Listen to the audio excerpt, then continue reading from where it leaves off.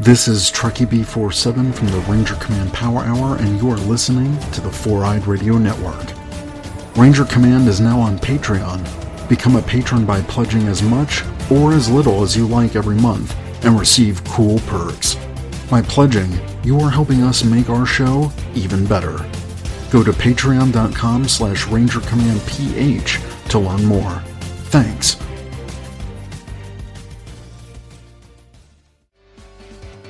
Hey there, Eric here from Socially Awkward Studios, and this Four-Eyed Radio presentation is being proudly brought to you by Raven Designs, illustration and design that fit your personality. For samples and inquiries, visit ravencruise.com. Yes. Hey everybody, welcome back to another week of Appropriately Inappropriate. Thanks for coming back and listening. Hope you enjoyed last week with our guest, Matt Micheletti, and we have another really fun one for you. If you're new to the show, what we do here is myself, Kevin Elliott, and my co-host, Nancy Garrigus. That's me. We bring in a friend of ours every week. Usually, and actually every time, it's a comedian friend of ours. We talk about them, comedy, and just tell stories and kind of have fun with it and hopefully make you laugh and entertain you for an hour. And again, this week is completely the same. We have another great comedian guest friend of ours, Sam Fleager. What's up, Sam? How's it going, man? Good, What's up? Man. Everything's good. Everything's good. Right off the bat, follow me on Twitter at Kevin_Elliott. Follow Nancy on Instagram At N. Garrigus. Okay, and April 2nd through the 5th, Stand Up Scottsdale. I know it's a ways away, but April 2nd through the 5th, Johnny LaQuasto, and Grant Cotter. It's going to be a killer weekend, so go. Get tickets now. I don't know if you can, but when you can, get them. Go get them. Sam, promote yourself away. Well, can't really promote yourself when you just open mic. It's really tough to try to get people to a bar on a Monday night. Where it's can really people follow you. I would go to a bar on a Monday night. Well, that's nice. That's nice. And it's very interesting crowds that you run into. I bet at those open mics, because it's rare that you actually do an open mic at a comedy club. You have to go, like a lot of times, you have to go to the outskirts. I remember I did this one show in Cave Creek at this bar and it was an acoustic open mic too, which was just doomed to fail. Mixed with music. Well, it's music. It's mainly music, as a matter of fact. But I fucking come in, and I was like, hey. So, like, you get, 15 minutes of time, right? Yeah, you have equipment? I was like, well, I got just jokes. Need the mic, bro. Yeah, just give me the mic, bro. Just give me the mic. I'll drop it after the show. No. I've always wanted to do that. Yeah, you know what? Chris Rock makes it look so cool, and really, it's just... I know. I wonder how that actually goes in real life. It's like you're a white guy trying to do the moonwalk. Like, it's just such a way... It's... Okay. But you drop the mic, they're like, dude, that's $250, man. Dude, yeah. And not Chris Rock. Add it to his bill. Oh, how profound. You were just talking about your penis for the last 5 minutes and doing a bad job of it, too, actually. It wasn't even really that funny. That's awesome. And you dropped the mic. Closest I ever did was I accidentally dropped the mic. I was trying to put it back in the mic stand. It was loud enough. Everyone heard. It's like when you work in a restaurant and you, spill a bunch of plates in front of the whole... Everyone dining room, and they all applaud for you. That's really the special moment that every successful person, they say, oh, I remember my failures my most, and I certainly remember you do. Trying to 2 years in to open micing, I'm trying to put the microphone back in the mic stand, and I can't. You had fun last week, I think, right, with the mic stand? Yes. Yeah, that was what. Yeah. It happened last week. I almost ran up on stage to help you out. Oh, it was so fun watching. The mic stand itself it's different than most other mic stands. Well, first off, it was over my head. This thing was to the fucking roof. Why? I don't even know. I think Kevin was the last guy before me, or sometime it was Jason Hill. No, right. It wasn't. But so it happens where this particular mic stand, when you grab it by the neck, I guess, I'm really glad I'm getting a tutorial on this. Fuck you. I really, no, I need it. I need You're it. the one who had the problem, so let's hear all about it. Right? Yeah. So you grab Maybe you need to listen. the neck of it, and sometimes, and it's happened during, I mean, a ton of shows. I've seen it when you grab it to put the microphone stand like somewhere else, because that's what you, as a comic, if you're new, take that advice, move the mic stand the first thing, don't leave it in front of you. When you take it and move it, for whatever reason, it just shoots up to the top. So but you don't even know because your hand stays in the same place. Right. And you picked it up, and then you just put it down. You start doing your set. And then when you go back, you look, and it's like 3 feet taller than you. You're just like, what happened to this thing? No, but this mic stand, it's not a twist. So you can't twist the neck and then set it. And Sure can't. Sure can't. Sure as shit, Bob. You cannot. So how did you fix it? What did you do? Oh, I smiled, and then I just handed the microphone to the next guy. And then I kind of felt like a douche. I was trying to be funny, but I think I just came off douchey when I was like, yeah, try to... Here you go. No, dude, it was great. It was funny. Hey, buddy. Look, It he's was still funny. I didn't laughing. even It know must the have been guy. good. I was just like, I'm sorry. figure it out. And I just left. I didn't even stay for the rest of the show. I was like, I'm fucking out of here. Oh, dude, yeah, you click on the top. There's like a button you just kind of click in, and then you can move it up and down. Yeah, that's state of the art. It's the easiest technology. It's the That's easiest why- mic stand of all time. But if you don't know, then you're screwed. Yeah, if you're I've been not in the loop. Right. So everybody after agrees not to tell the new guy. Don't tell him. Let him figure it right. out Yeah. themselves. That's It's how like they got hazing. me 2 years in. Even they still get me every day. I think this is what we call bullying now. Oh, bullying! I used to get bullied. Did you get bullied? No, but Well, yeah, Bullying you're kind of a people. bit. You probably did some bullying No. without even realizing it. yeah. I'm calling bullshit. You used to. I know that John Hughes made movies because of people like you. I Did know you that. Really get bullied? No, I'm not really. Like I actually, like a couple of times.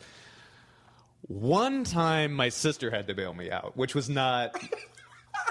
I remember, like, I was like, "You think you're helping, but really." Yeah. Just let me get my ass kicked. And get it over. Oh, mom and dad's getting divorced, and we get to move. That's awesome. Oh, that took an interesting turn. But no, that actually, I do remember thinking, I was like, well, I mean, at the least, you know. What happened? 2 Hanukkahs. What happened? Oh, I don't know, I was getting my hair pulled or whatever. Like, a couple of kids were just, I was like, we were in elementary school. Okay. You were trying out being mean, and, you I thought know. this was outside the club last weekend. No. Someone was pulling your hair. And my sister comes in. You leave him alone, guys. Leave Samuel alone. She's yelling at Howard Hughes. She breaks his glasses. Oh man. So no, I didn't. Did you get bullied? No, I mean maybe. I don't. No. No, you would I know didn't. if I you- don't I think mean, if you so. did. I don't think I did. Even like Like a few times, maybe I didn't get along with some girls. Mostly. that's girls. exactly because you're a beautiful girl. woman, and I would imagine that Maybe some cattiness. Yeah, like that's Yeah, like that's what I was right. initially assuming. I was going to ask, Yeah. and I guess you confirmed But my. nothing that like made me emotionally upset I enough see. to care. No, I used to see things in school that would like disturb me. Like I wouldn't like I was relatively left alone, but I remember kids like I remember this one girl my freshman year. This was so revealing. My freshman year, I saw this girl kick another girl in the face. Whoa. Like literally, like she threw her down, kicked her in the face, and then she's just like, "That's what it." And like she Right. showed her was what she was saying. Do you remember and I was like, why? people behave like this. Like this is Yeah. this is gonna happen. I knew that high school was gonna suck. I knew that. I knew that high school was gonna suck. I remember when I was like, going back to John Hughes. I saw The Breakfast Club when I was in the 5th grade, That's and a I was good like, one. high school's gonna suck. I knew that This is going what it's in, like. when I'm like 10 years old, and then like it. If you look back at that movie, the only time that they look like they're having a good time is when they're doing drugs. Yep. That's the a good only movie. time. Yeah, that's a good movie. I was always like short, so I was always like nervous of being bullied, but it never happened. Well, that's good. Well, I mean, I don't think girls generally get bullied anyway. It's usually like it's kind of like bullying in school is kind of like survival of the fittest, but like it's still like a game that boys play, and it's just basically like the smaller, weaker I think girls ones. are more vicious than guys even know how to Emotionally be. vicious. Guys throw punches. but I think girls are like they develop. Statistically speaking, like it's well known that girls mature quicker than guys, and I think that along with physical maturity comes mental maturity as well. So I'm still waiting for my mental maturity growth spurt. Well, you as you were describing earlier, you just got entrusted with kids. I'm guessing. Oh yeah, my week took a turn for the worst. I'm going camping this weekend with the Girl Scouts. Oh, and everyone's so. This is Arizona, and everyone gets so excited about camping out here. But it's going to rain the whole time. Oh, that's right. It's going to be raining the whole time. So I can't imagine, like, what are we going to play, cards? Bunko or something? I don't know. Drink? You just drink? Yeah. With the Girl Scouts? I Yeah, don't know what the teach rules them. are. The Girl Scouts? No, them. it's a perfect opportunity. I'll Like, teach you drink out of the flask. Okay, well, I will be. I don't know about them, but... Oh, bring them in. Let them have it, dude. So they don't have school the next day. That's true. It's the weekend, so they have. And you can be that cool adult that's just like, look, if it's around me, it's cool. Right. Yeah. It's fine. It's fine. Put your keys in the basket. And 'Cause they're let's make 10. sure no one's riding bikes. They're and then 10, we'll... so put your. No drinking and biking Yeah, well, You can get a on real Nancy's ticket for watch. that.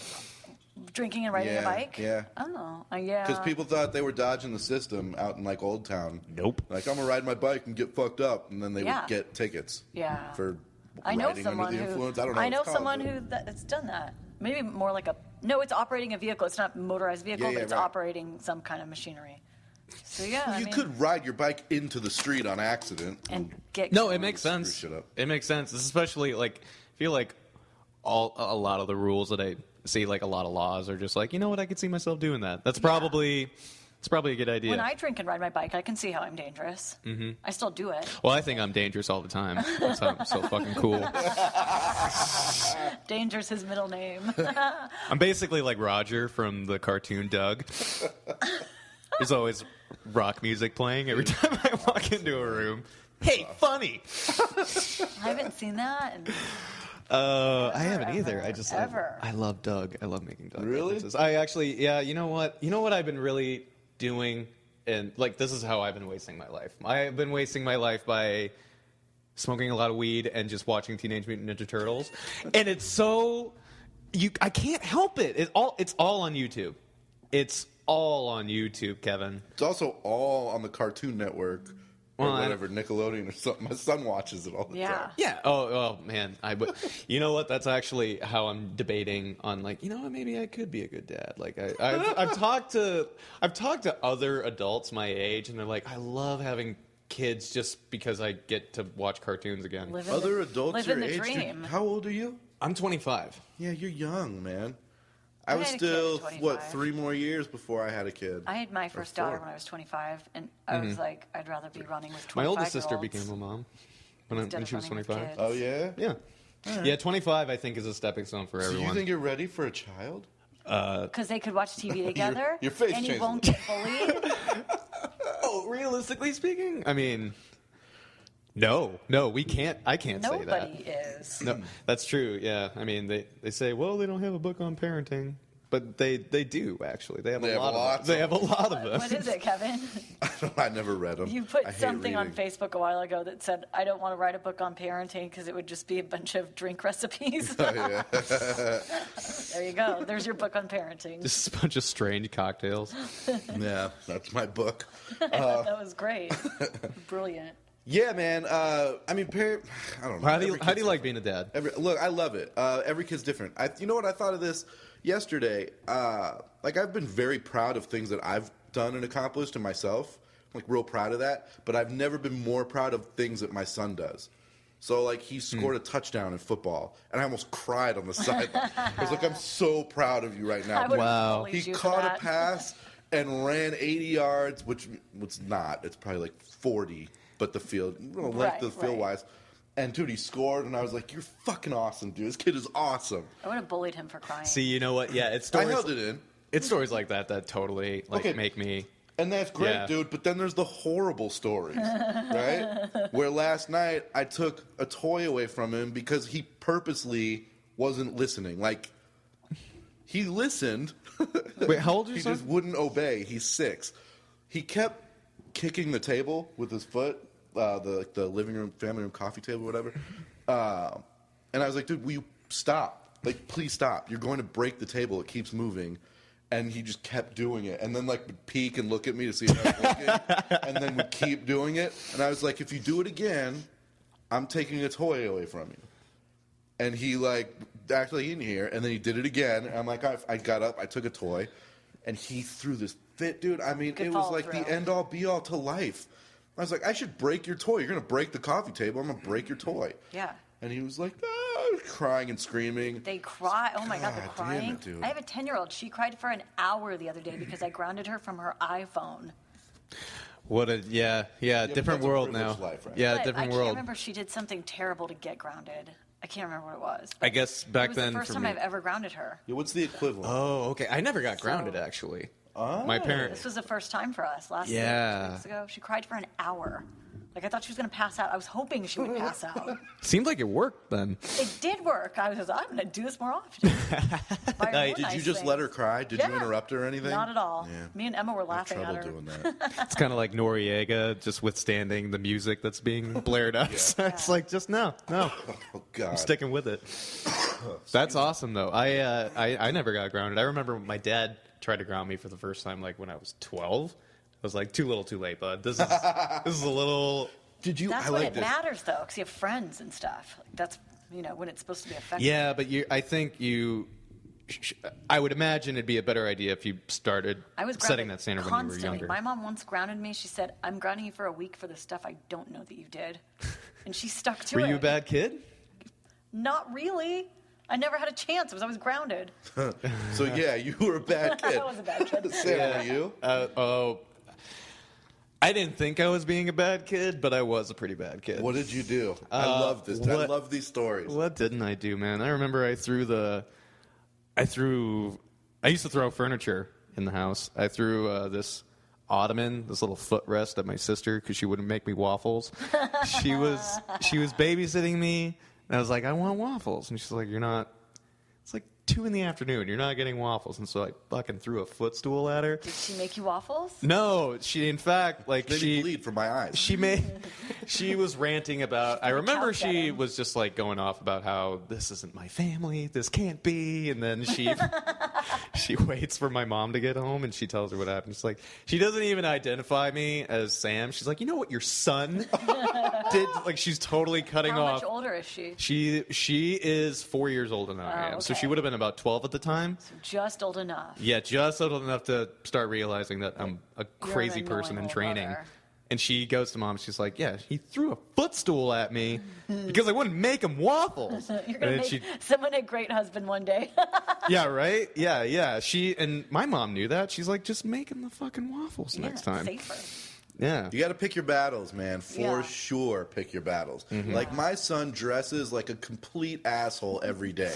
I let him dress himself. I'm not picking that battle. Yeah, like, I don't either. I'm not picking that battle to fight with him. I won't either. Whatever you want to wear, dude, have at it. So he goes no pants a lot. No. You know who I kind of see you being is like the Adam Sandler character from Big Daddy. Yeah, totally. Yeah, Scuba. I'm taking Scuba Steve from you. am like Smelly that, kid too. in class. Yeah. Yeah, but you're right, though. Fighting with them about their clothes, who cares? I don't care what they wear. They're like the kids wear like the cowboy boots and capes to school, and I don't care. As long as they're warm, do what you need to do. Wow, I thought that stuff was in movies. Nope. Well, then again, I don't It really is go to not. elementary schools too much. Yeah, please do. So I guess I wouldn't Nope. be They're in the loop. Kids with the they're princess the dress, like best. whatever, like whatever you want to wear. Dude, free kids, man. So many chicks. You think they're free? They're not free. Even if you get one for free, they are so costly. Oh, yeah. What's They're a the fortune. What are kids going to right now? What's the going rate? 300 grand right now? Okay, so Right? we talked Maybe for about a new one. Something like that? we talked about this on the show when it happened. Like a kid almost got kidnapped at my son's school a couple weeks ago. Whoa. But I don't think it was. They never told us what happened. It wasn't a big deal. Well, I mean, like cops came, they shut the street down, but I think it really was just. Some dad got mixed up on the day he was supposed to get them. Yeah, and probably, like the and kid was mom kind of got arguing, mad. like, "No, I'm not leaving" or whatever. Oh, okay. But somebody saw it and they called it in. So it's a huge deal. So one of the moms on my son's baseball team was like, "Hey, we heard about the thing at the school. Like, what happened?" And I still don't know. They never told us. But she's like, "Were you worried?" And I was like, "Honestly, no." Because if somebody takes my son, they will return him in like an hour. Yeah, there's no way. It's like an O. Henry story. Get him in the car and be like, you know what, buddy, Dude, you're free. You're free to go. It's how I make money. They take them. They're like, here's your child and $1,000 not to press charges. I'm like, make it 10. All right, fine. Here, thank you. Whatever the ransom was, I'm going to pay that to you. Yeah, I leave him at corners. Just like, dude, have at it. Yeah. A little tiny sign, like a mini sign. With a note, when you're ready to return them, here's our rate. You know what? My old man was very similar. I remember one time I was so mad at him, and I was like, I'm running away. And he's like, good, do it. Yeah, and then, what was that? My dad did the same thing. They always say, and then, really I called his bluff. I was like, I didn't expect you to say that, but okay. I walk out, and then, I get to the end of the block. He's like, he's really just going to let me go. Yeah. And then I get back. I was like, what the fuck? You really were just going to let me go? And he's like, I would have found you. Which I was so disturbed with his confidence that, oh, yeah, I would find a random kid in town. Yeah, totally. My parents would I'm always not say a dog. You were just going to let me go? God. Oh, I did that, dude. I did. I don't think my kid, one of mine did run away, and I didn't know about it till she was well down the street, down 2 different streets. Oh, man. But they never threatened it. The one just did it. You got to tell me when you're going to run away. Well, so she was insidious about it. Yeah, she doesn't mess around. No, daughters must be a trip. I was about to say nightmare, but I won't say nightmare. Would be more accurate. Okay, I'll say nightmare. It does sound I love like them dearly. But yeah. I don't want them running away. At least they, we told our parents we were going to. Mine just ran. You definitely want to keep your kids because if they become successful, they can kind of help. Right? Yeah, It seems to be like the American way that kids are like investments. Like, okay, I mean, what is it? Like, you work a job that maybe doesn't have a pension or a retirement plan. You get a litter, and then the smartest one can pay for a beach house. Yeah. I adopt 17-year-old black kids, hoping they go pro in sports. That's my plan. And then you pick them for your fantasy team later. I'm in it with them for a year. Right? They turn 18. They know who dad is by now. Oh yeah. Okay. The Blind Side. Yes. Yeah, I do that to kids. Yeah. I just when they're walking home from school, if they're huge, black, and really athletic, I'm like, dude, let me take you to your new home. They're like, no, I actually live right here in your same neighborhood. No. I'm going to take you off the streets. I have give parents. You a nice place to live. They're like, white. yeah, but your house is just, this is where you live now. It's like your shopping spree. Like that's your day out. It's just picking up black kids on the street. I go to a lot of high school football and basketball practices. And, I again, free kids. The best player is. Wait, free so do kids. you pose as like a scout? This guy's scouting. Like, you're so good. And you're like, you know what? This program. You come in a trench coat with a press pass or something. You have to live with me. And handcuffs. This is your new house. You're like the guy from Mystic River. He's like, get in the car. Oh, that movie was so sad. It was, yeah. And then Sean Penn at the Oscars. Do we want to talk about this? Let's talk about the Oscars. Do you know what the hubbub is? No. What do you is know? it? So I guess Sean Penn made a very racist green card remark. Did he? When he was announcing the Best Picture winner. Oh, so when everyone's watching. It was literally like CNN is so pissed about this. I thought it was hilarious. What did he say? He opens the envelope, right, and he's about to look at the camera and announce the winner, and then it's the movie was Birdman. That was the winning picture, and it was being given to the director, who I think is the producer as well, because they generally give those awards to producers. Everything. And I don't even really know how to pronounce his name. It's like Alexandro Inarritu Gonzalez or something like that. Something like that. Yeah. And There you go. and but he doesn't announce the name just yet. He opens the envelope and he says, "Who gave this son of a bitch his green card?" Yes. And then he announced the name, and everyone was like applauding, but like, what the fuck did he just say? No, he did say that. I saw that. It was so. And I was like, what? Okay. No, I think it's funny, even if it's insensitive. Well, look, actually, the fact that it's so insensitive makes it hilarious to me. Interesting Oscars, definitely. Well, it was just he was making a joke. It was very clear that he was making a joke, to me at least. That's how it came off to me, but Yeah. it was just so bad and so poorly. Comedy's all about timing. For those fumbling, aspiring mic stand operators, But if you're a comedy is all about get timing. away with that comment, like if Chris Rock or someone else that was like a Who's a comedian, yes. maybe that could fly. But Sam's Sean right. The Penn- timing. Right, yeah. And it was just so unexpected, which is, I mean, comedy is all about an element of surprise, but you need the timing when you're going to make racist Mexican Man, jokes at that the was Oscars, bad. and you're You're not a right. comedian. Did And the then- guy make any statement about it? I don't think No, so. he didn't say anything. Yeah, I think he just was happy that he won the fucking Oscar. everything. Yeah, he's like, I don't care what you say. I But win. isn't that intense? Like, isn't that, I mean... Did you like the Oscars this year? I didn't even watch it. I just read it on my watched, like, phone earlier today, and I was pieces of it, and I that's fucking never hilarious. do. And everyone's just like, it was all right. I People- like Neil Patrick Harris.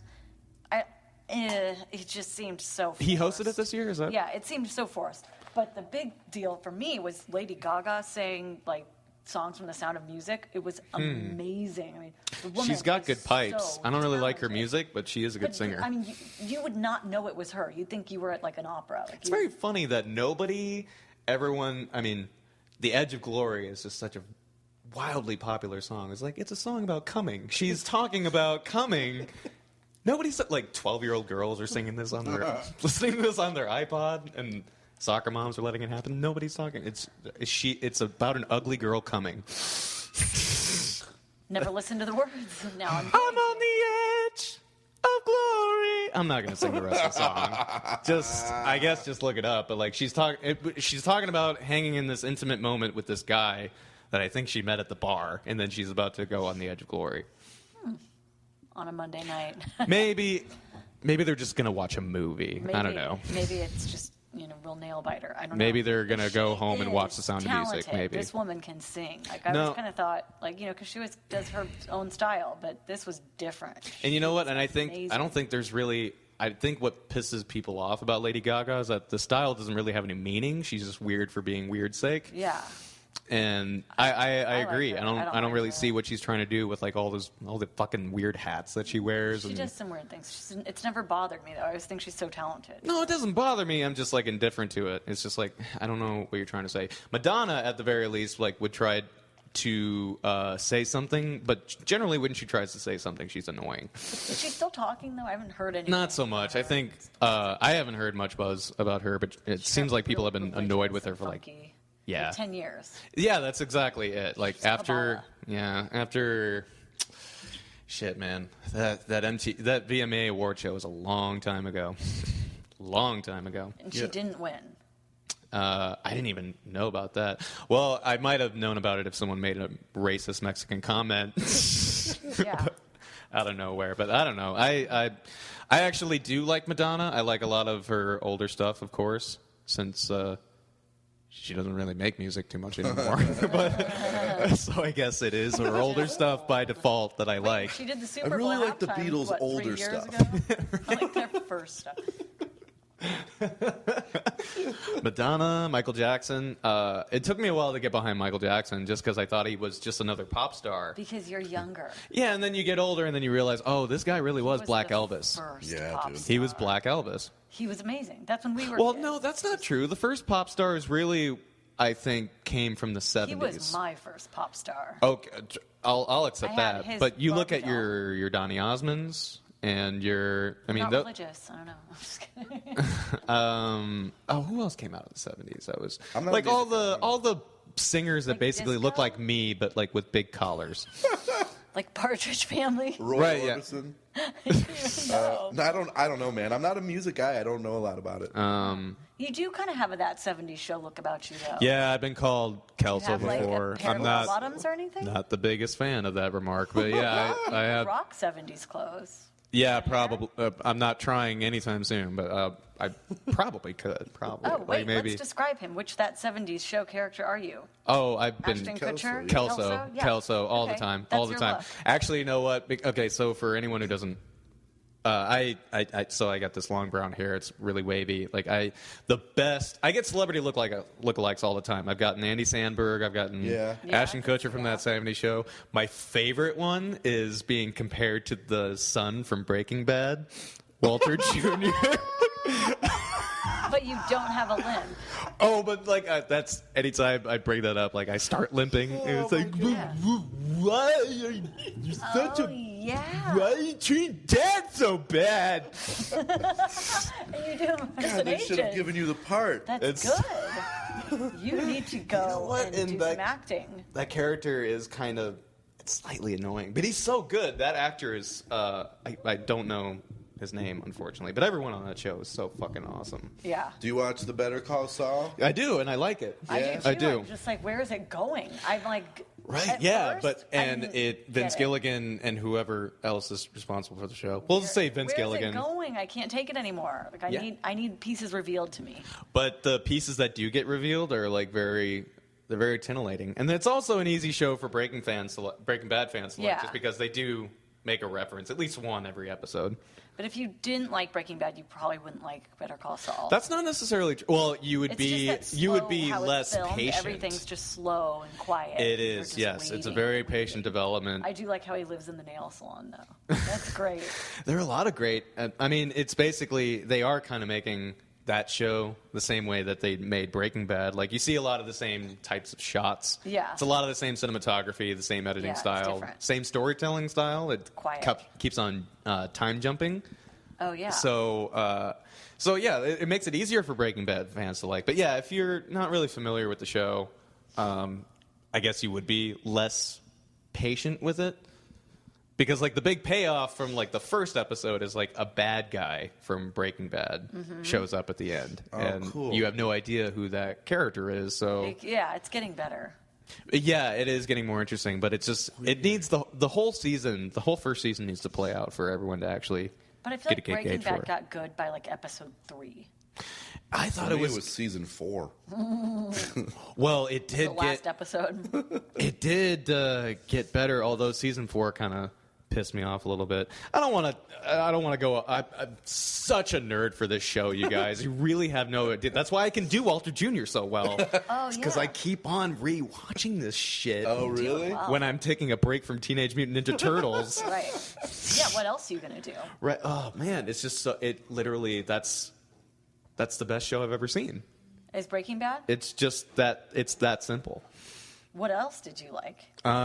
Did you like Dexter? Yeah, I like Dexter. Breaking Bad and Dexter were my two favorite shows. Yeah, Dexter is a little over the top. You know what? I kind of think, I just had this thought literally on the way here, was, because I've been watching a lot of Bill Cosby stand-up. I guess because he's in the news, like whatever. I guess there really is no such thing as bad press. Because I've been watching so much Bill Cosby lately, and I'll be amazed. Because I haven't really been watching him too much since starting stand-up, and then it's the first time I've actually been studying him, and I was like, this guy's fucking amazing. He's great. And then the show will end, like Bill Cosby himself, or his latest special, like they're both really good, and then I'll stop watching it, and then I'll do a little research. I was like, I fucking did it. God damn it, he really did do it. There's no way he didn't do it. And then I was like, this guy's kind of a sociopath. But it speaks to how intelligent he is when he presents himself as so human in these specials that he's kind of like he's a modern day Dexter. Like, he's so good at pretending to be human. Because if you remember, like, early on in the episodes, if you're familiar with the show Dexter, there's a lot of flashbacks to when he's a kid and when he's getting mentored by his dad. And his dad recognizes that he is this sociopath, potentially violent, and he's basically teaching him how to be a human being, and like he's picking it up very well at a very early age. And Cosby is totally the same way. He's the Cos. I like it. Dexter was a cool show, man. It is a cool show. I stopped It watching was pretty over the top, though. Yeah. Because I do have experiences with drugs. I remember the one episode where the string of episodes where he goes to AA meetings for his murder addiction. Those are so funny. And then especially like when he's like fucking being so snarky towards like, because it's a narrative. I love how he's scared of no one. And Yeah. Would you be scared of anybody? But besides his skills with a knife, he can like fight anyone. I just love it. Right, It's yeah. like a superhero, but kind of an He is kind of, and they do kind of make superhero allusions to him being like a Batman, sort of, just like a Batman that doesn't have a no-kill rule, essentially. Right. And like The Arrow. but he's still. This show's awesome. I haven't seen it. Oh, dude, it's it's I good. keep hearing good things though. It's so good. Very good. No Breaking Bad. Very different shows. Breaking Bad, look, I That's watched so it. unfair. But that's what happens when you get a show like. I mean, that show is just it spoils people. It spoils lazy people who are intelligent enough, like nowhere close to being intellectual, but they can. They were raised on television because TV was a modern babysitter for so long. And then they get a show like Breaking Bad. How much money do Walter White have? Walter White? He has like millions. The character. How much did he get? Like by the end? Yeah, he made. If I remember the end of the show, like 70+ million. Oh, okay. Something like that. They never really said it, and I'm like, how No, much, they dude? did, and trust me, I did my homework. I watched the show so many times, and that's an interesting element that they go back to is that all he needed was like some 5-figure sum, and then towards the end of the episode, end of the show, he's just like, you know, We what? got greedy, man. He wanted I'm in more the and more. empire business. He liked it, though. That's what he was saying at the very end, because he kept saying, I'm doing this for my family. And she's like, no, you're not. Okay. He's like, you're right. I'm doing it for myself. Right? Yeah. No, Because it gave him a reason to live. That was a great scene, too, yeah. And one of my favorite aspects of the show that nobody seems to talk about is that everyone kind of behaves like they're on meth in the show. Even the characters that don't do meth, there are people that are paranoid. There are people that are staying up late nights. They're wired for stress. There are, like, Walter White kidnaps a baby towards the end of the show. Like, there's so many, like, white trash problems that end up Was coming that an about in the underlying show. of the show? That was what? Was that an underlying of the show, or is I that think something so. that you just kind of... I think so, yeah. And especially with the time jumping narrative, like, because I don't know, like, if you had much experience with meth, but like I've no. I mean, I've done every drug, and I've hung out with folks like that. And, like, I had neighbors like that because I live in Bethany Home and 7th Street in Phoenix, North Central Phoenix. That is not. It's in that area. It's on the news. It's a happening spot, though. A lot of action. Absolutely. It's being rehabbed into... Right, yeah. Speaking of there are like 2 rehab centers there, like just right in my fucking neighborhood. People are turning into That's where I get my drugs from. Yeah, and there are a lot of people that behave a lot like those folks on that show. Like even the sober ones, even the ones that up late I at mean, night like, all the time. do you remember the scene where Skylar, Walter's wife, is smoking while she's pregnant? Yes. Oh, yeah, she's always... A lot of like social taboos are broken by quote unquote civilized people. That's why I love the show so much, is that, I mean, it provides the realistic element is that these good people do bad things. It's true. Look, it's a good show, man.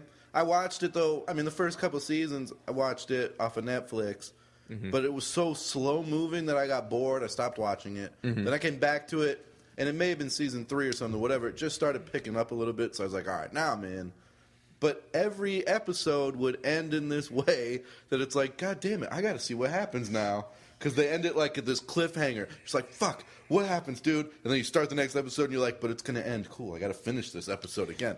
So now I can go to the next one, the next one. So for me, that's how it kept building. And then I got into it. And it is a great show. It's not my favorite of all time, but I can see why a lot of people think it's theirs. There's also no other show like it. Right. Yeah, it's pretty unique. I mean, the founding premise of the show is that the good guy, the main protagonist, becomes the main antagonist. Yeah. The good guy becomes the bad guy. Yeah, and the you get super sucked bad in guy. because a lot of people, and I've heard people say that those first 2 seasons were slow too. I was engaged right away. I loved It it. just tells you about all the good things about meth.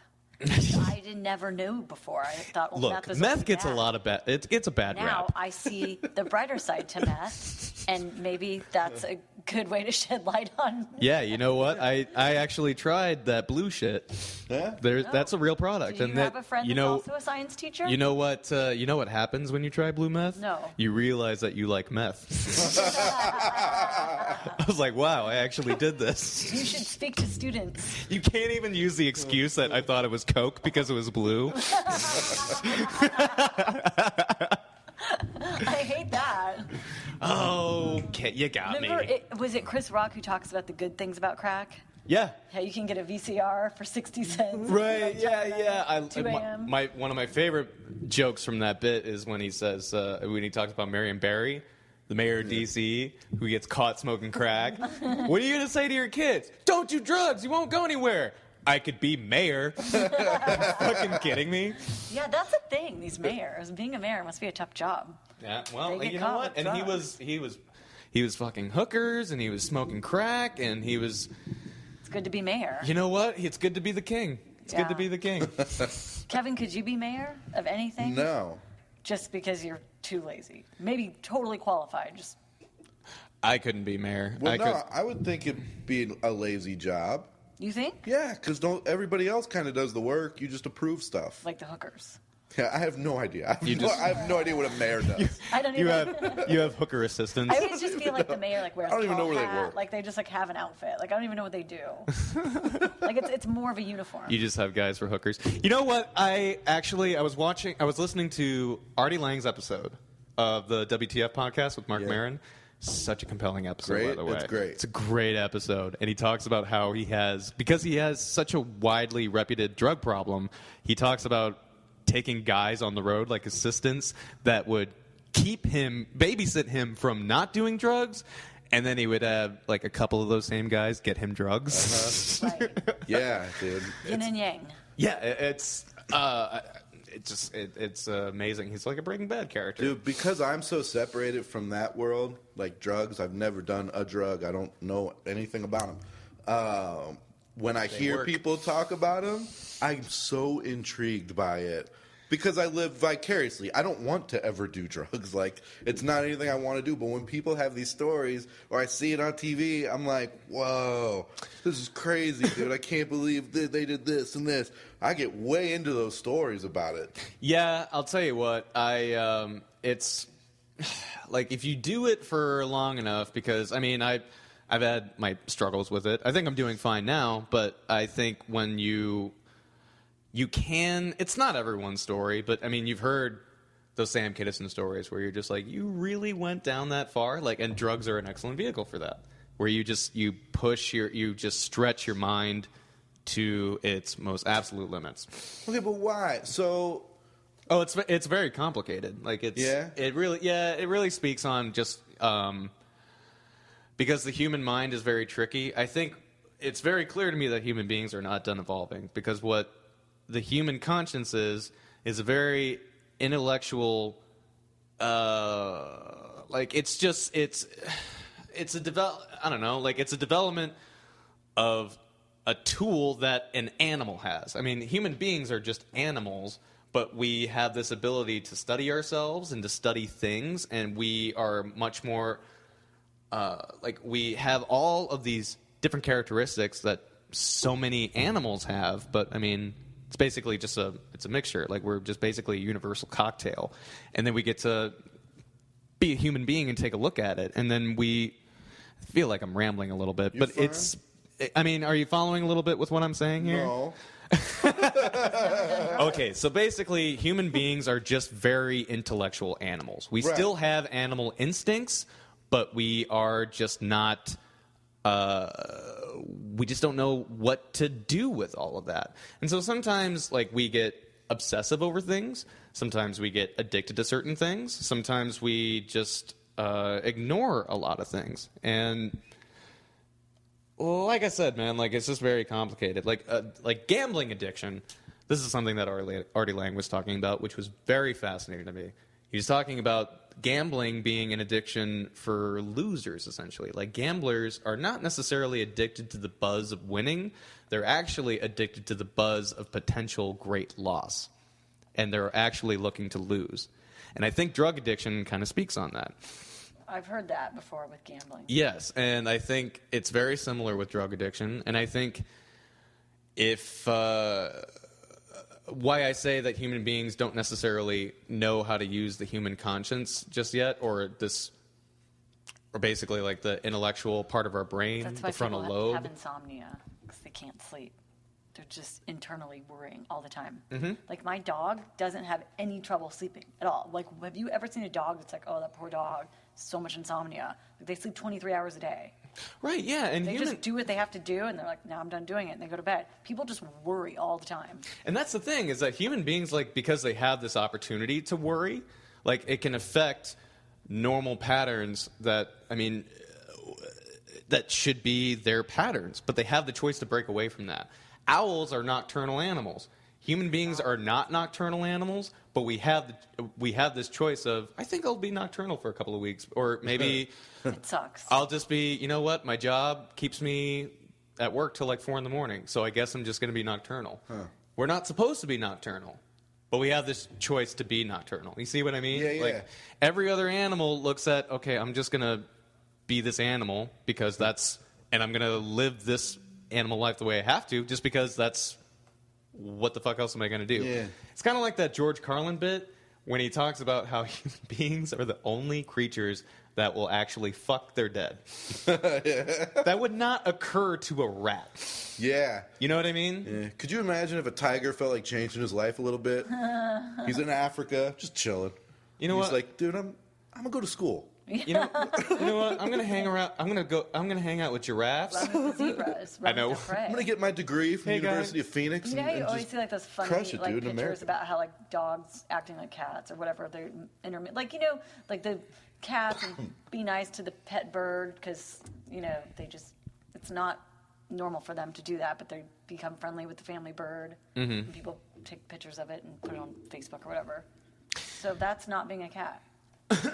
And I guess evolution does that too, because I mean, cats hadn't always been around. I mean, we pretty much took these lions and all these other intense feline creatures and just trimmed them down to cats through thousands of years of breeding and forced breeding and all of that stuff. So I guess you can control your own nature, which is what human beings can do. But we also have this choice where, I mean, living in the modern world of the 21st century, we don't necessarily have to make the right choices. Like, a lot of times we don't get penalized for making the wrong choices. So if I can keep doing it, like if I can, you know, like run this red light, no cops are around. Like, yeah, it's exciting do that every time. And I think that's also the thing with drug addiction too, is that it's exciting. Oh. Like you're not supposed to do it. And that's such a weird quality that human beings have, is that it's exciting for like people. When celebrities steal. Like they're all multimillionaires. And Right, and yeah. they It's shoplift, that and then they get caught. yeah, like That's the best part. the little to gain, but the fact that they could lose so much. Like Winona Ryder, like, is just so laughed at now. Like, she's so not taken seriously. Yeah, that was kind of a career ruiner. Yeah. And she did it just to do it. She did it just to do it. And just I bet because she's done it many, many times just to do it. Yeah. And think about it, she's a movie star, for Christ's she's sake. making money. What excitement has she not had? Maybe she's like an adrenaline junkie. She's just bored. And you know what? And a lot of famous people are adrenaline junkies. Like Michael Jordan is a well-testified adrenaline junkie, right? No, I just Cow. looked him up. He's a billionaire now. Michael Jordan. Oh you yeah, said he just became now. one. Oh yeah. Recently. Oh yeah. That guy is. He was at 750 million, and then How much did he lose in his divorce? he's made it back. And then he bought more percentage. Hold on. He bought more. Percentage of the Charlotte Hornets, and that put him over $1 billion. Wow. Yeah, pretty awesome. He owns like a lot of that team. He's almost the full 100% owner. Doesn't he own another team as well? Did he? It was the Bobcats. Oh, okay. And they just changed the name. Dude, have you ever gotten caught stealing? My sister did. I didn't. It was really funny. I was. Well, I mean, it was more funny at the time, but like she was stealing like this because her friend was there, and he stole like this 80-cent bracelet. Oh, geez. Always worth it. And yeah, like she felt some encouragement to do the same thing, like maybe a peer pressure thing. Not exactly sure, but she got caught. Her friend just walked away, like just totally left her behind. That's terrible. Yeah, and well, it was fucking hilarious because my oldest sister got in trouble and I didn't, and I'm the one that always gets in trouble. So it was just really funny. But no, I never You know what? I actually did steal. I remember. So you've never done drugs. You don't do drugs. Are you familiar with robo-tripping? No, but I tried watching RoboCop yesterday. It just gets too sad in the beginning. Sad, yeah. You know what? It is similar to RoboCop. Like, it's sad in the beginning, middle, and end. Because you're basically just downing cough syrup to get high. What? That's Isn't what that like a I Justin took cough Bieber syrup thing? because I was sick. Didn't he do that? Or sing about it or something? I don't know. do it to what? Take the cough syrup with the... No, I don't remember. Well, I mean, some syrup has codeine in it, and that's a very addictive substance. But I mean, Doesn't that like, make you tired? I'm Sorry, just talking about shit like you can just get at Walmart, and you can steal it from Walmart too, which is what my buddy and I used to do all the time. We would just go to Walmart and we would just steal like 2 12 fluid ounce bottles of Robitussin. And then I remember one time I stole a bottle of Robitussin, downed it in my car with my buddy sitting in the passenger side, and then I threw up immediately. And then this is in the Walmart parking lot, and I was like, well, I guess I got to go back in and get another one. Walmart's a weird place. And then the next day, we actually, after doing it all night, because all we would do was just like ingest it, and then we would just watch movies like Fear and Loathing in Las Vegas, and then we would go back to Walmart the next morning, and then we realized that we stole the last bottle of Robitussin. It's like, shit. Somebody out there with a bad cold or cough, and you took it all. No, I'm an agent of chaos for sure. I just want to watch the world burn. I don't care about people getting the medicine that they need. Just to be clear. Just to be clear. I'm a huge dick. Yeah, robo-tripping. That's not... Wait, what happens to you? You feel it's this weird blend of euphoria and temporary lapse of sanity, and you don't mind it. Ingredient? What's the active ingredient? I don't know. I don't know what is the narcotic in it that... You just have to drink a bunch of it. Like, obviously, like, it's a medicine when you take, like, small amounts of it, but when you fucking down the whole bottle, like, you actually don't mind being a crazy person for a couple hours. Hours? Interesting. Yeah, it lasts a while. It's just basically, like, it's a lazy couch drug. I had a friend that was addicted to NyQuil. I don't know if it's addicting, though. Like, it's psychologically, maybe. Yeah. But I don't think it has a physical... It made him the opposite, so it would make him real hyper. Oh, yeah. And he would drink it all the time. I never did that with NyQuil. I don't know. I guess I'm just like a Pepsi guy bashing Coke. I was like, Robitussin, man. Like we would have like Pepsi challenges with Robitussin. It's so stupid. Man. Oh my God, it's so stupid. Oh, being 18. Oh my God, I love it. What are you else gonna do? And growing up in so Iowa funny, too. Oh, you're not from here? Not from here What originally. brought you to Phoenix? Brought me to Phoenix. Well, I'm trying to do stand-up out here, but it seemed like a better idea than doing it in L.A.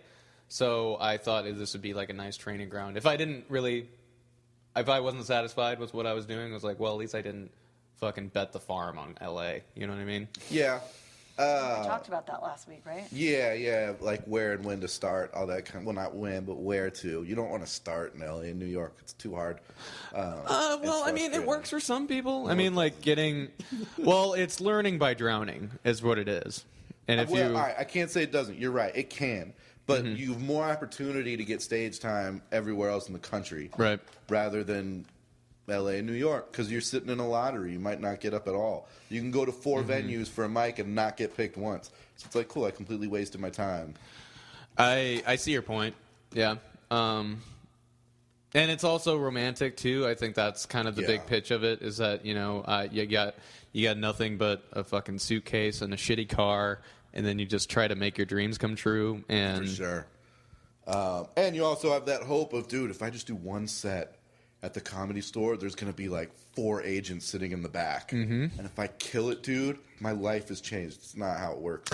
Right, yeah. And, that I do hear stories about that that setting actually existing or being close to existence. Like if you had like a killer set on the Tonight Show with Johnny Carson or something, like your career is instantly made. And how many times did we see that with Roseanne Barr and Drew Carey and Jeff Foxworthy and Stephen Wright, Jerry Seinfeld. Yeah, but then, look, okay, so their career changed, but they put in so much time before that So it's not just like, hey, I performed this one time, 3 months in, and somebody liked me, so here I am on the Tonight Show. No, it does not work like that. You've got to put in the time and be very good. Oh, yeah. I'm not, certainly not discrediting whatever effort would have been put into it. But, I mean, that was, and it was a dream spot for those guys back then. And it was also harder back then as well, just because I don't think there would have been as many comedy clubs. So you really would have had to gone to New York or L.A. And you also would have been going up against guys that were some of the greatest comedians that ever lived. Yeah. Ever. I mean, Richard Pryor and Robin Williams were performing at the Comedy Store like around the same time. Yeah. That's intense. Where did comedy originate with you? I grew up on television, and Like I also grew up Show? in the I also grew up in the VHS generation too. So my parents had this opportunity to go to Blockbuster every Tuesday, pick out these new rentals, New and release day. Yeah, and then oh my god, taking me back, man. And you had the chance, if you had multiple VCRs in the house like we did, you had the chance to record and copy those new releases and just watch them later. Yeah. I remember like watching some of those recordings, and like they would start recording from the very beginning of the tape, including the FBI warnings. Yeah. $250,000? I was like, Dad, should we be watching Blazing Saddles? Just don't tell your mother. I wonder if anybody actually got fined $250,000 for I never heard of it. I have never, to this day, heard of anyone ever getting in trouble for pirating videos. Really? Yeah, music. Really? Oh, okay. I've heard of those stories. That's a little How do you easier. get in trouble with music? They just randomly picked someone and How'd they found figure her. it out? Just by downloading the I guess file? it's really easy Was it to Napster? figure it out. I don't know if that's the one she used, but she got fined like 6 figures and had to it's crazy, dude. What? Yeah.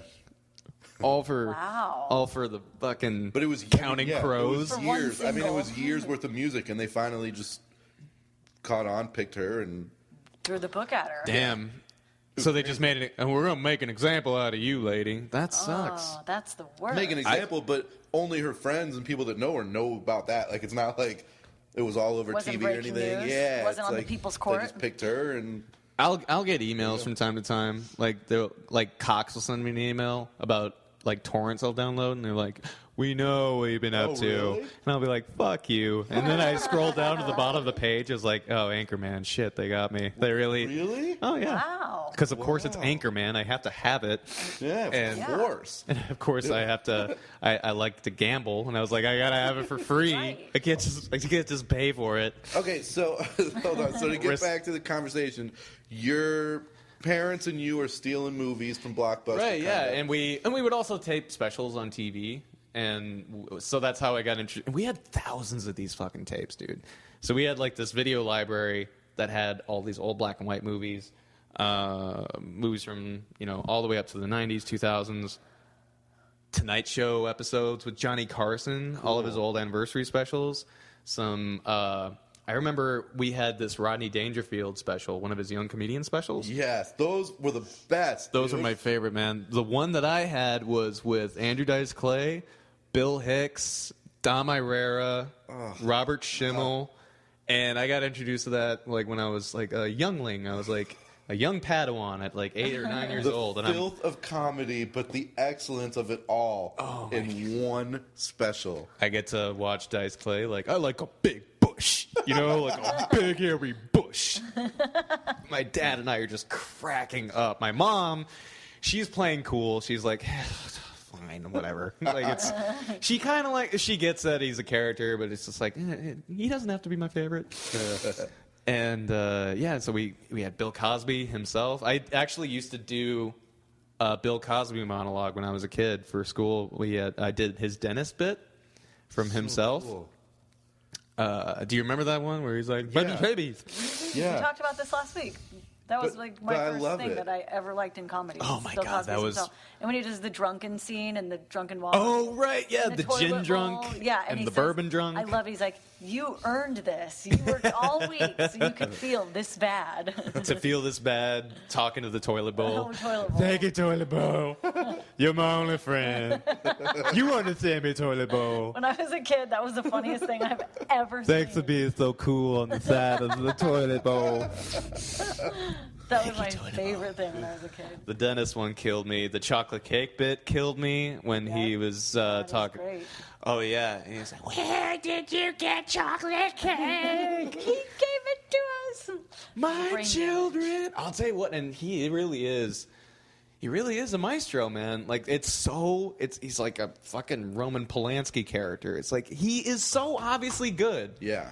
You know, when you make Chinatown, you're fucking great. You know? Yeah. And Bill Cosby just churned out just everything that he touched turned to gold. Like, even the stuff that nobody watches anymore, like, it's still revered in history. Like, I Spy, they made a movie about it based on that show. The kids say the darndest things. That was hilarious. Right, yeah, that used to make me laugh so hard. Dude, This is so like the funny. funniest date rapist that I know. And he's one of the greatest comedians that ever. And by default, being one of the greatest comedians, one of the greatest artists that ever lived. Yeah. Is he your number one comedian?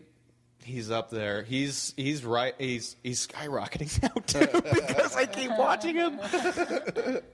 Bill Hicks was my guy. He was the guy that inspired me to start doing stand up. But Yeah. So all right. So hold up. So you started 2 years ago? yeah. Right. So first open mic. Technically, I was 19 when I did my first Okay. set. I didn't finish it though. What do you mean? I walked off in the middle of the set. I was No, so what happened? scared. I was so scared. I was so frightened. Tell us what happened. Okay, so here I told the setup and the first punchline of my first joke, and I walked off stage. I didn't even finish the bit. All I did. Here's what my first joke was. So I just watched Sex and the City, huh? And I actually already fucked it up. So I was watching Sex and the City, right? And I guess that must mean I'm gay. And then I just walked off. That's it. I just walked off stage. I was like, that was fucking atrocious. Like, why? Because you can't help but have this feeling when you go on stage for the first time. Like, what the fuck am I doing up here? This was such a bad idea. I'm telling people that, like, oh no, I got jokes. I'm going to make a career out of this. What the fuck am I doing up here? Dude, that's so funny. But you know what saved me is that I brought my buddy with me, and I was like, oh my God, dude, that was so scary. He's like, dude, you got laughs. I got 2 laughs. One of them was him. And one of them was him. him. But I got laughs, and it was that buddy that I took that, you know, I think that's an underlying encouraging thing that I keep on remembering is that guy actually, if it was just me, I might not have ever done it again. Okay, but you didn't even give yourself a chance, dude. I know. You didn't. But Well, that's so the is the first story time. of my life. So funny. That's just sad. I guess I'm gay, huh? See ya. So you want? Is this like alt comedy? Like what? Is this comedy? This is the lamest alt comedy His parents ever. Here? Did he just come out? I don't know what is going on. He just left. He did. So I think the moral of Sam's curse, he just leaves after sets. He just doesn't leave. Drop I the would- mic. You got to master that. There have been, you know what, and that is the story of my life, man. Like there have been so many jobs I've just walked out on. Like I don't want to do this anymore. I don't feel like. Like I'll go to my boss, and I'll be like, I'm done. Just walk off. And it's in literally. the interview to get the job. Right? Yeah, I trimmed the pants off of him. I'm your go-to dishwasher. And then 2 days later, I'm like, fuck this place. No way. I did that at this Chinese restaurant that I worked at. I was literally the only white person that was in the Chinese I restaurant. believe it. Rest were Mexican. And it was actually pretty funny watching, and not even like in a racist way. Like it was more of just like watching these Chinese people speaking very stressed out Chinese to each other out. in the back, and they're yelling at each other. Like, I don't know how to speak Chinese. So It was a great Fooled impression. me. it was a very great rush silent. Okay, I'm just. gonna What try are you, to Bradley sound. Cooper and Limitless? How'd you learn that so fast? The NTZ. Just took a genius Chinese fucking some Rosetta Stone pill. That'd be a great pill. Could you imagine? I could. I just got my Italian pills. I just Trying upgraded. the pants off of this lady this That would weekend. be I just such an took my amazing Michael way. Phelps Rosetta Stone I pill. would need like math pills, just like your strongest dose, whatever it is. Just Yeah. give it to me. Man, and It would redo my life. those edibles. I remember high schoolers would drink coffee and like cram for like all these like college exams in high school, like trying to pass these AP classes to get those college credits. And I was just like, you guys are like, they thought they were so fucking cool because they were drinking coffee in high school. And I was like, I refused to drink coffee for so I got long. something better. That was after us. We didn't have Yeah. that when we were No. in school. We're 10 years older Oh than you. God, that pissed me off. But so you much. know when that really started was when the OC came on TV, and that's when I was watching that first season, and I was like, why are they drinking coffee at school? This is fucking stupid. And the next thing you know, people at high schools are drinking coffee. You see them everywhere at coffee shops. Like, what, you Yeah. can't make it to your first class if you don't have your coffee. You need like a Oh, I need to be up for show choir, but I really gonna need to do this number very well. I remember the kids in show choir class. I felt they liked it. You know, they liked show choir, but it seemed so fucking stupid. Like they would always try. They would always try to like get me into it because I was a theater nerd. So like I would do like drama and stuff like that, and they'd be like, "You should be in show choir." Meanwhile, they're like wearing black shirts with fucking glitter on it. I was like, "There's no way, no way." I'm only Sex in the City gay. That's as gay as I not show get. choir gay. That's a completely different road you're on. Yeah, this is like Glee gay before it's cool to be Glee Right. gay. And I bet I'm that's a E thing gay. I'm now. not Bravo gay. Right. not Bart Gunn gay, okay? I'm not trust me. It's Tom Gunn. Oh, Tom Gunn? That's how ungay I am, is I don't know. I don't watch Bravo. Yeah, me either, dude. So whatever. I'll watch Inside the Actor Studio, but like I'll watch the episodes like with the actors of like how the fuck did you get there? Like Queen Latifah? They had Queen Latifah. What is the approach to the craft of acting that Queen Latifah had? Yeah, nah, that's stupid. I guess she's a good actress. Whatever. She was a rapper. Is she in any movie? She's a good entertainer. she's been- She is a good entertainer. She is a She has talented a talk show individual. I enjoy from time to time. Daytime television. No, you know what? And I'd before probably Ellen. fuck Queen Latifah. I'm not gonna lie. Like For the story. I think for the story and also because she seems like fun. She does seem like a fun Is person. she a lesbian? Because she seems manly. She She was. Now I think she's kind of. I kind of more on the try feminine some weird side. stuff with her. Get weird with it. Okay. What are you putting on? Why does it have batteries? What about the Wendy Williams? Would you? Wendy Williams. If we're talking Williams, we're talking Serena and Venus. That's who I'm. They'd fuck you. You wouldn't be fucking them. They would Oh be man, fucking you. with those fucking horse calves that they had. Oh man. Yeah, you would not be in charge. You'd have a chance with Venus. She's a little thinner. Maybe. Serena. You don't have a chance. That's interesting. You did the because she Yeah, is right? an animal, and I She's with Common, right? The rapper. smack her ass with a tennis racket, She wouldn't let you. trying to. would- I would. She'd be beating Yeah, the but shit out maybe of she you. would be like, bring it on. Like maybe she's into some weird stuff, you know? I don't know, When ma- you're at the top your whole life, like maybe it's better just to not be in control. See, that's why I'm trying to build Maybe a she career would on like being that. charming. It's like I'll fuck up with the tennis racket, but I'll be. Come on, Yeah. I'm a comedian. Come on. Well, I Right. love it. That's We're funny. talking Williams. Come on. Let's get real here. Serena and Venus. Come on. Who's your celebrity crush? My celebrity crush. I Yeah. got a bunch. All right, give a couple then. My first one was Christina Ricci when I was growing up. She was in a lot of movies when I was growing up. You She was really in loved Casper. Yeah. Casper, Now and Then, for all our female viewers. Or listeners, whatever. What else was she in? Oh, Monster. She was really hot in Monster. Yeah. She's in the I don't know. I Addams never saw Family. it. No, it's a movie They about. fucked her up like. No, do you know what I'm talking? It's with Charlize Theron. She plays a serial killer. It's it's a biopic of Never a real seen life that. serial killer. I actually haven't either. I was just Supposed making a to be joke, but she really was just good. like really creepy in the background. Yeah. It was no, she's Okay, so coming up, Christina Ricci. Who Christina you got now? Ricci right now. Fuck, man. Who's one that you're like, God, I want her to make a sex tape? Oh, you know what, man? You know what? I had a huge thing Kevin for Bacon. Mary Louise Parker.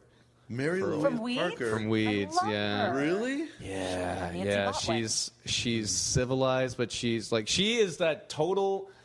She is the archetype of every woman that every rapper talks about. That I want a lady in the streets, but a freak in the bed.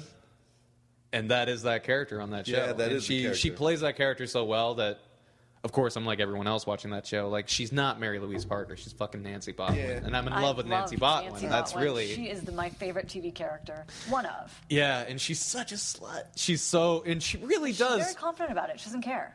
Yeah, and you know what? You do empathize with her because I mean, she is fucking herself out of trouble, literally. But the kind of trouble that she's in is just like, dude, you would too.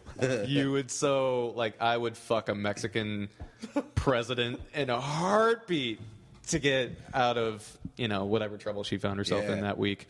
I stopped such watching a the great show show. after all that stuff happened. After. Turned it off. Yeah, I don't know. I could get specific with that show, but I think we've gotten We've way done too it. specific with shows. I've been. Who else would I? Who I actually had a crush on was from. Fuck, I really should know her name because she's a good actress too. Is the one of the girls from Superbad? She was the Emma Stone. Emma Stone. She's from here, dude. She lives in. I don't know if she lives in Phoenix. She doesn't. Her family lives in Phoenix. Okay, all right. No, she's a very she's lovely attainable, actress. bro. She's a very lovely actress, yeah. And she was in Birdman too, actually. Yeah, she's been in a lot of movies, man. Yeah, she's a good actress. She was actually in Lucky Louie. Did you know that? No, She had the original Louis. the original Louis C.K. show, yeah, which is a great show, by Yeah. the way. It's pretty funny. But no, she plays like this really bitchy daughter of Louis C.K. and his wife's best friend, and like she's just like, "Fuck you, mom." It's like after saying hi, "Hey, how's it going? Go fuck yourself, mom." She's being all like bossing about it. Emma Stone, good pick, man. Good pick. How about you? Man, mine are they all look the same, except different skin color. What are they like cars to you? Yeah. They- No, they all look like electric razors. I have Sin a City. crazy fascination with Nicki Minaj, and I know people think that she's gross, and I'm just like, dude, I think she's one of the hottest women ever. She's kind of like Black Lady Gaga in a way. Kind Yeah. of, A little bit. she A little is. bit. kind of. Black Gaga. Scarlett Johansson, Yeah. How could I forget about Scarlett elegantly Johansson? beautiful. Yeah. Great actress. Great actor, I should.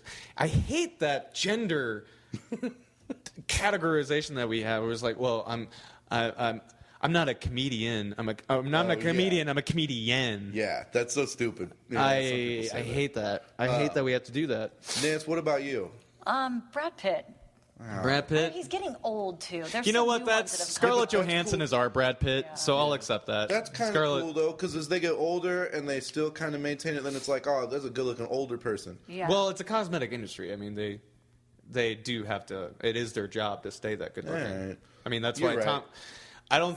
I hear that Tom Cruise hasn't had so much surgery, but I think it's been He reported does look that Brad exactly the same. he just gets better looking. I don't know. Like his teeth just get better every time I see him. Like he's a freak though. Like, He's just an- a freak. He's just a very intense individual. I actually, you know could what? ne- I don't. I couldn't even imagine having dinner with someone that intense. I would just hate it so much. It would be terrible. You know what? I don't think I'd be mad if I knew Tom Cruise. I'd probably, like, he seems like an interesting guy. At the very least, an interesting guy. Probably weird, but it takes a certain breed to want to get into show business. Like, and Brad Pitt. Brad Pitt would be pretty cool. Who's I'm kind of into? When I first saw him, I was like, "Ew, he's gross." But now I'm kind of into him. I don't know his name, but he was in the Yuma movie 310 310 to Yuma. Yeah. Christian Bale. No. Russell Crowe. No, maybe it's a different one. A movie called The Fighter. He was in The Fighter or The Warrior. Christian Bale. No. It's really big. He's got like a big neck, and he's like a really deep voice. And there was another movie with Nick Nolte? No. Those kind of guys. Nick The Nolte's my movie, favorite. it was like Mark Chris Wahlberg. Pines and someone else and Reese Witherspoon. And it was like, Tom Hardy. is that his name? Yes. Oh, something. He's kind of big It's Tom in all Hardy. the right places. He I was don't know. in It's he was kinda in hot. Warrior. not The Warrior, Fighter. yeah. Oh, okay. Close. All right. Yeah, And Tom when I Hardy's a first great saw him, actor. I was like, oh, he's kind of funky looking. Now I'm like, He's not from kinda America. Is Tom Hardy the guy that looks like He's like Conan Australian O'Brien, or but like something. buff? hot. No, I'll show you his picture on my phone. No. You know He what I'm was talking about, Strange right? In Batman. That guy. Yeah, I'd fuck him. Yeah, What's totally. his name? Hardy? Yep. No, you admit it. Like, there are guys you would totally be like, you know how Louis C.K. does the, oh, dude, Ewan McGregor, are you inside me right now? Are you kidding me? Give me, No, dude. Marlon Brando from On the Waterfront. Oh my God. That's him. I can tell if a guy's good looking or not. He's I'm not good-looking, going to have right? sex with them, But Sam. is he good looking? Yeah, I think Tom Hardy's a good looking No, guy. don't- Like I would like to look But like he's that. kind of different. I don't know. He's just like very, I don't know. He's not like feminine at all. Like there's not one thing feminine about him. Yeah. Unlike That's us. what it is. No, So I all didn't right, mean so hold that. up. Let's go back to comedy because we have He's to not wrap up pretty. He's just Okay. really handsome. soon. Sorry to No, I'm gonna ruin keep your talking Tom Hardy about this. crushes. Jesus Christ, guys. I didn't even know what his name was until 5 minutes ago. I said Marlon Brando. I don't even, like young Brando. I wouldn't. Vintage. Oh, I wouldn't fuck Island of Dr. Moreau, Marlon Brando. Anyway, gay for Brando. So, Sam, how would you to people listening? How would you describe your comedy now? my comedy now, it's just it is personal. That's the one fundamental thing I want to keep. Everything else I'm exploring and tweaking and trying to change. It's very different set to set. Yeah. I'm willing to just one set. I just want to like. There are some shows where you're just like, I should workshop here, and I should do A stuff here. It doesn't matter with me. Like, it depends on what mood I'm in. I'll Sometimes say I this, just dude. want to rip with. You're fearless. You think so? Yeah. I appreciate that you believe that. That is a nice compliment. I mean, if you're not, you play it off well that you are. Yeah, I think it's important to improvise and also important to just test yourself. You know, like Louis C.K. I think anything this guy is talking about, like, I'm willing to listen to, and he's talking about, you know, like just putting yourself on the fringe and just risking being a bad comedian just for like one like really weird good thing that comes out of it, and just I don't know, man. Like, I'm just fishing, really. Yeah. That's all it is. Like, I'm just fucking fly fishing anytime I go up there. Like, it's so flimsy. You know, you're only as good as your last set, really. Do you write on stage, or do you Sometimes. Usually, most of the time, I'm preparing, though. Like, yeah. I'll at least be like, okay, I got one maybe good line here, and then... Because I'll often think about, like, I'll go on stage, and then it'll be in that moment, in the crucial moment when it matters, that's this line that I just invented on stage. That's when I'll put that in, and that's when it belongs. Because he also, Louis C.K., keep on, I guess right now, like, he's one of my favorites, too, of course. The best there is right now. Right now, probably. Patrice O'Neill was the funniest. Dude, for sure. But right now, Louis C.K. probably is. Yeah, Louis and Bill. Oh, dude, have you seen his new special on Netflix? Dude, he's incredible. Dude, that bit with the helicopter? Yeah. Yeah. Where, oh God, like if you haven't yet, you have to check out this special that he put up. I'm sorry you feel that way, and that bit particularly like inspired me. I was like, that is a total.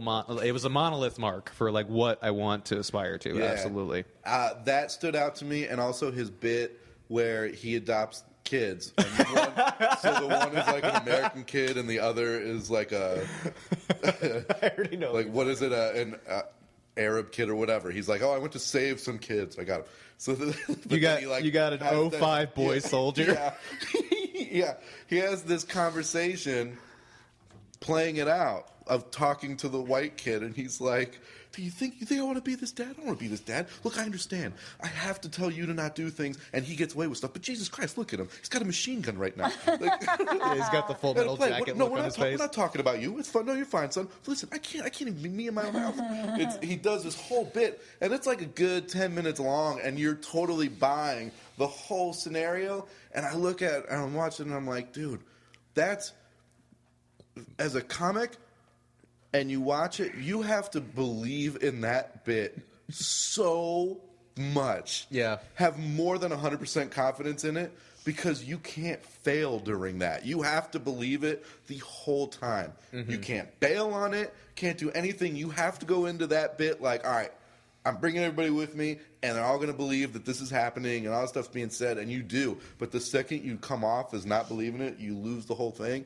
And he keeps you. It's incredible, dude. Is it Bill Burr or Bill Burr? Yeah, and he's doing a special on Netflix. It's so frustrating believing in yourself the whole time while you're on stage, because it's such it's a matter of, I mean, basically, like, it's a field experiment, and the whole idea, like, at least when I write, I'll say, oh, okay, all right, I'll expect the audience to do this. It's kind of like a fucking mock draft. Yeah.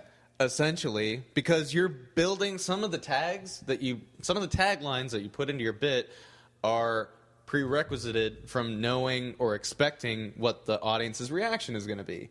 And that audience reaction doesn't happen, and it just throws your whole game off, and you're just like, shit. Yeah, that's why the more comfortable you get, like, and I still fall victim to it, where you plan the laugh. Mm-hmm. And you can't do that. You need to come off as it's a one-sided conversation, and when they laugh, then let the laugh happen. But don't show them, like, and blah, blah, blah, pause, because you're going to laugh. Because then they don't, and you're just like, fuck. Yeah. They know that this is where I thought the punchline is, and they didn't buy it. Now I've got to try and fight back to get them back on my side. Steve Maxwell had an excellent line about that, where he notices every time when a comedian is not getting the laugh that they're expecting, and he can tell when they deliver the line, they pause, no laughter, and the comedian just and he sees that sigh as just like, oh, the rest of the set's going to be shit now. Yeah. It's very difficult to do, and that's part of finding your voice, is just being able to go up and talk. Mm-hmm. And when people laugh, then, okay, that's where they laughed in your head. You know, but you just can't give the joke away. Yeah. And so it's hard. It's easy to self-destruct your show, too, especially when, like, you have... Because I always would get put on last at Stand Up Scottsdale, which is an open mic that lasts very late, and there's no audience left, and, like, the last remaining audience members are, like, some really nice comedians that stuck around the whole show, like both of them, and then there's one, and then there are a couple that, like, just went up, and they don't have anywhere else to be, so they stick around, and then... When I do a mic, I make sure that I'm early. Yeah. Like, I need to go up early so that I can too. test this properly. Because if it gets later, then I'm not going to do it. But I would fall victim to it just because, you know, I got work. I work at night, and I could only get to that show at that time. And so, like, I had to get stuck performing this set that's going nowhere. I'm not going to get any input on, like, how good this joke really is. So I would just say, fuck you to the audience, like, so many times. Which wins over every crowd. And you know what? You know what? Doing stand-up, it's a lot like sex. It really is, if you think about it. Or at least, like, talking to women, at the very least. Like, because audiences are very attracted to confidence. They're very attracted to having unique personalities. And they also, I mean, of course, like, you equate the pickup line to just having, like, a very original joke. Like, it's very similar on that level. And then... and it is a timing thing, and it is you have to know all the moves, just like you would just having good chemistry with those people. Yeah. And you know what? Sometimes they want their hair pulled a little bit. You know what I mean? Sometimes they just want their ass smacked with a tennis racket. Yep. And those late sets, I'll just be like, you know what? You guys aren't even fucking paying attention, and they love it. If you sell it with that conviction, if you are truly angry, selling anger, Yeah. That's your best shot of delivering that. And so, like, I got good at that. And so it just becomes like this defense mechanism where, like, that expected laugh doesn't happen. And I was like, yeah, fuck you guys. And then they like it. So I'm going nowhere. So now, this is, I heard this the other day, and I fully believe it. I think it was a great explanation. Because a lot of comics that come up, they rant about something that they hate. Mm-hmm. And just, well, everybody else hates it, so and I'm going to rant. Yeah. And it's like, okay, if they get the laugh. But to be a really good comedian, come up with a solution, too. No. So I hate this because of this. Now come up with a solution and tie it all in. And then it's a thought. It's a full thought. Mm-hmm. And so you're not leaving them like, oh, I remember you bitched about that. But then if you're like, yeah, I bitched, and then I came up with this idea for a solution, they'd be like, dude, that's so genius that you could do this instead. It's like, yeah, it was a great thing that I heard, and for writing and creative purposes, I think that's incredible if you can do that. I think, and I would see comedian do that from time. Bill Hicks, he would have solutions sometimes, but a lot of times he just bitched, and sometimes like it's just funny to bitch.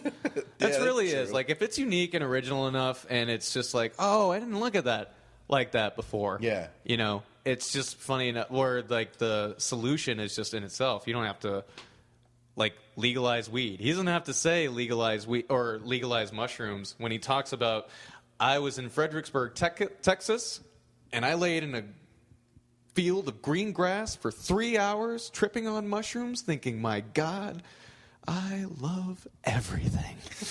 And he goes, well, I know why they're against the law now. Good God, we don't need any universal happiness about the solution is just in itself. Yeah. You don't have to say anything. But I see what you're saying. That is definitely a nice encouraging thing. If you can actually be able to pull that off with your stand-up, it's good. All right, last question, then we wrap. What is the end game for you in this business? Pussy, man. All right. Or, smacking that ass with that tennis racket. That's what I'm trying to get. I'm trying to get that Kanye West money. You know what I mean? In comedy, yeah, no, it's attainable. Oh, to be in show business. Excuse me. I didn't say this at the top because it came in the middle of the podcast. March 12th, Brant Tobler, Monkey Pants in Phoenix. March 13th, Tucson. At Sinatra. Oh, shit. God damn it. I had it. God damn it. Idiot. March 13th at the Sinatra House. And then the 14th is Goodyear, 15th is Flagstaff, and I'll get those places out to you, I think, on our next episode. He's going to tell me later tonight. So, guys, go to those. It's going to be, again, crazy fun, as most shows are. And, Sam, thank you so much for coming, man. Thanks for having me, Kevin. Did you have fun? I had, kind of. No, it was great, man. All right. Thank you, Kevin and Nancy. I appreciate it. Guys, thanks for listening. Come back next week. Hope you have a good week. This has been another great presentation by the 4-Eyed Radio Network. You can find more information at 4eyedradio.com.